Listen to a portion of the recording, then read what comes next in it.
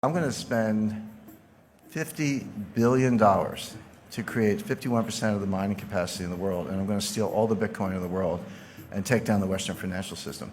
First of all, there's no such thing as cryptocurrency. There are 1,000 cryptocurrencies. In other words, you cannot speak generically about cryptocurrencies. Jim Rickards hates cryptocurrencies. That's not true. I really, really dislike Bitcoin, and I'll tell you why. But there are cryptocurrencies out there that I think are very interesting and worth your consideration. I'm for it. I'm against it. Cryptocurrency means nothing. You have to talk about the specific currency. And I'm showing Bitcoin, Litecoin, Monero, and Ether. By the way, isn't it fascinating how the graphical representation of cryptocurrencies is always a gold or silver coin? Bitcoin's gold and Litecoin's silver, Monero's both, and Ether is gold. I mean, what are they trying to say? I think that psychologically what they're saying is, well, this is nothing, but if we pretend it's a gold coin, then someone will buy it. But I just find this a little bit of an aside. But no, it's the same thing is true with fiat currencies. You can't be like or dislike fiat currencies generically. Some people do because they just hate central banks. I understand that. But it's a big difference between a Venezuelan bolivar and a euro. Big difference between a Zimbabwe dollar and a U.S. dollar. So in other words, don't talk to me about cryptocurrencies. Tell me what specific one you want to talk about, and that's a more interesting conversation. I think that's really important because this field is so muddied. The conversation is so muddied. People not distinguishing between blockchain and currency, not distinguishing between different types of currencies, et cetera. I think we need to step back, take a deep breath, and be rigorous in our analysis and think about what we're actually talking about. There's no such thing as a blockchain.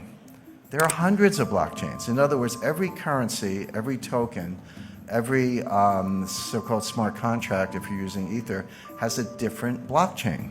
So there are at least hundreds, perhaps thousands of blockchains, new ones being created every day.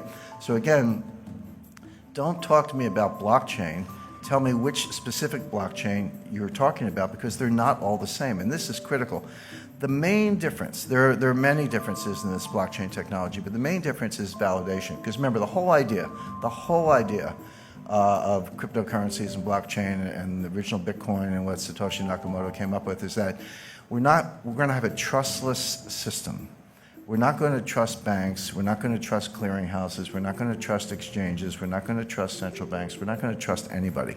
We're going to have a decentralized system that a community can validate, and we don't have to rely on anybody in particular. That was the original idea. So the question is, what's your method of validation? And that's what distinguishes one blockchain from the other. So I've listed 4 of them here, but there are others. Proof of work, that's what blockchain uses. And you know what the work is? You got to factor these, 87-digit prime numbers into prime factors. It's a lot of computer crunching, completely clunky, completely inefficient, non-sustainable. I'll talk about that in a second. But that's Bitcoin. There's something else called proof of stake, meaning this is what Ether is based on. You demonstrate that you have a certain percentage of the processing power, so you step up based on your stake. There's proof of space. Space is storage space on a hard drive, so I get to vote on the blockchain. I get to vote on validating the blockchain because I've decided to devote a certain amount of my hard drive to that process. There's a new coin called Space Mint. And then there's the Byzantine Agreement, or Byzantine Agreement. There's a version of that called the Federated Byzantine Agreement, which I personally think is the best, much more robust to some of the problems we're talking about, and there are others. But the point is, don't talk about blockchain. Say, okay, what's your governance model? What's your validation model, et cetera? And then ask yourself, is that sustainable? Is that robust? Will that resist an attack? Are your cryptocurrencies going to be stolen? These are the questions you have to ask yourself, and there are no generic answers. So I cannot emphasize enough. Coin by coin. I hate to use the word coin, whatever, token by token, blockchain by blockchain. Be rigorous and ask yourself what's sustainable. Now, Bitcoin, Ripple, and Ether, and some of these other cryptocurrencies, not all of them, but the best known are going to fail. When I say fail, they're going to, Bitcoin might have a $200 value as a token for criminals. I think criminals and terrorists might find a use case at about $200 per Bitcoin, but they're basically not going to be anywhere near where they are today. Why do I say that? I don't want to make a claim without backing it up. The first point is they're non-scalable. Transaction times are slow. And then when you say that to Bitcoin people, they go, aha, the Lightning Network is right around the corner. You know, Lightning's going to, we'll see. You know, they said that about segregated witness. They said that about some of these other solutions. They don't seem to get community support. They keep forking the Bitcoin, meaning one day you wake up and there's 2 blockchains instead of 1, or whatever happened to that whole idea that we weren't going to have inflation and we weren't going to pull new cryptos out of thin air. But these solutions, you have to understand what the solution is. So what they're saying is, nobody has a solution for the inherent slowness, clunkiness, non-scalability of the original Bitcoin blockchain. There's no solution for that. So when you hear about solutions, what are they? Well, what they're saying is take a bunch of transactions offline. So everybody in the room could form a group, or let's say every coffee shop in Brooklyn, New York, every coffee shop in Vancouver could form a group. And all the people who want to buy coffee would join that group. And we would agree, so we're in our own little bubble over here, and we would agree that all of our Bitcoin transactions among each other don't go on the blockchain. They just get settled in this sort of separate cloud over here, and then we net them out.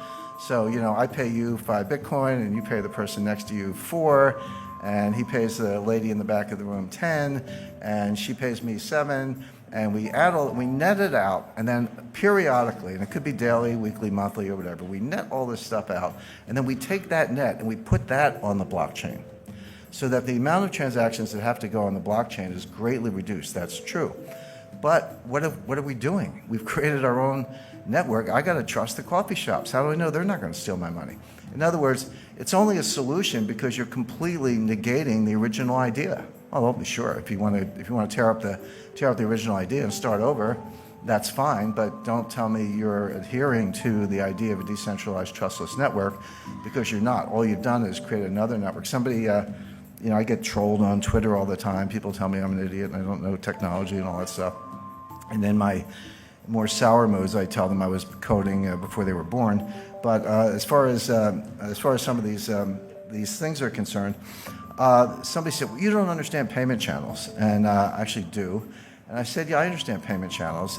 We had those in the 50s. They were called party lines, which is, you know, you pick up the phone and someone's talking, you got to ask them to get off the phone so you could go. In other words, there was an AT&T network, at least in the United States, but other people could jump in on this little side thing. You know, that's all it is. These are party lines. So that doesn't work. Non-sustainable. The energy usage to solve the problem and make the proof of work in Bitcoin is now greater than the annual energy output of Ireland. Imagine taking all the electricity used in Ireland in a year, and that's how much we have to use to crunch numbers. By the way, every applied mathematician will tell you that prime factoring is a trivial problem. It's like an uninteresting problem. But it takes a lot of computing power to do it because the numbers are so big and the possibilities are so great. So we're just wasting the entire electrical usage of Ireland. In a few years, it's going to be the entire electrical usage of Japan. Who in this room thinks that governments are going to allow Bitcoin miners to use as much electricity in a year as the entire country of Japan, the 3rd largest economy in the world? That's not going to happen. You know it's not going to happen. It's not very green. It's completely wasteful. In other words, it can't happen. So that's why I say it's non-sustainable. It's going to hit a wall. Non-regulated, you know, I don't have to remind you of all the frauds, new ones popping up every day.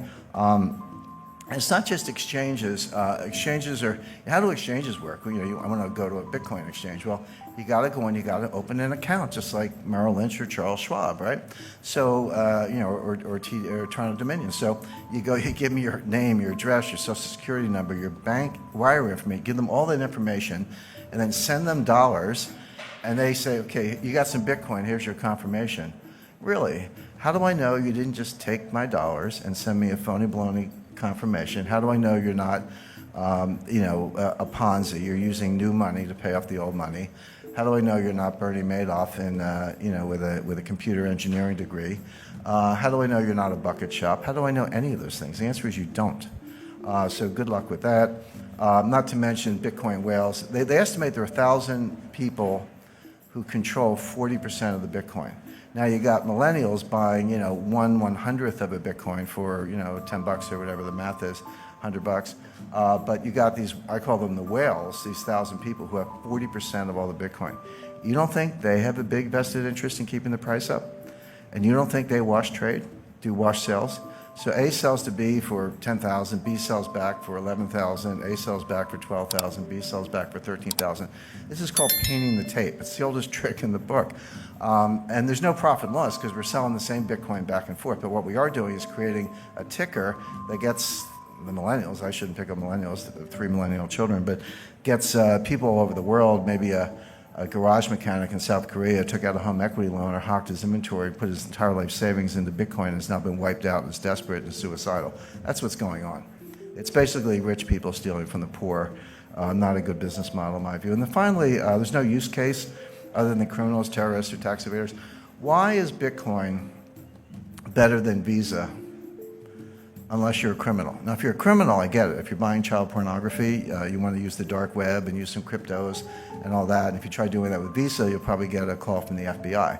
So I understand why it's good for criminals.